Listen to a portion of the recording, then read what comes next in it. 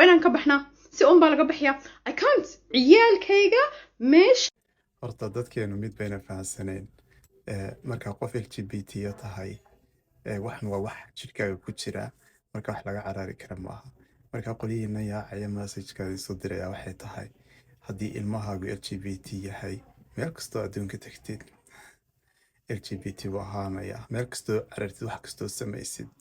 si kastoo maskaxdiisa brainwash ugu samaysid wax ka dheex waxay noqon doontaa hadduuna LGBT ahayn si kastoo loogu dhigo ilmahaagu LGBT ma noqon doono tay dadkeenu fahansaneen waa taas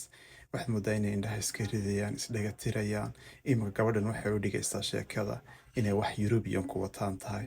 soo nagan annagii Soomaalida ahayn ee Soomaaliya ku dhalanay ee Soomaaliya ku kornay ee malcaamadana la geeyay diintana la baray LGBT weligeen ba ahayn soo intee uga carari gorma isku dayaysaa inaad isdhegaysataan ood ilmihiina dhegaysataan oo idinka afkiina dhegiina ismaqlaan gormaad ogaanaysaan taas anu watan ka yaabsanaan ku dhahay hadday wadamada Yurub yidhaahdeen bilaadanku xuquuq isku mid ay leeyihiin sexuality isku wada mid weeyaan oo bilaadanku isiman yihiin maxaa markaa u khasbaysaa qof sexualan haysan ugu khasbaysaa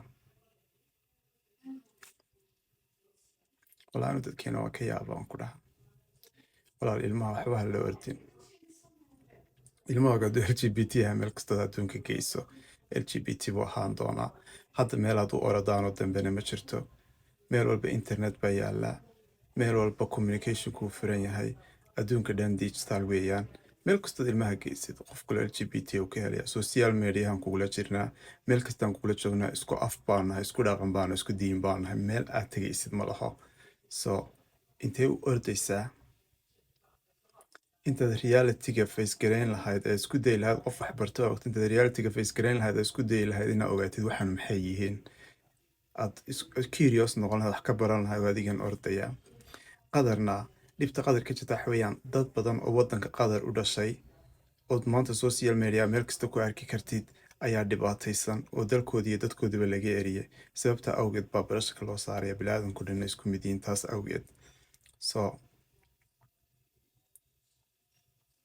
gorma toosaysaan anu watan ka yaabsanay gorma wax fahmaysaan gorma dulmiga naga daynaysaan gorma dumarka dulmiga ka daynaysaan gorma minority-ga kala dulmiga ka daynaysaan gorma indhihiin iyo afkiinu ismaqlaya waxaasaad isugu sheekaysaan nimankaad leedahay waa la ordaya intee la ordayaa markuu jirkaaga ku jiro qayb adiga kaamidayaa intee uga ordi baltaaniga isoo sheeg ilaahay baa sidaa yidhaad odhan oo cirka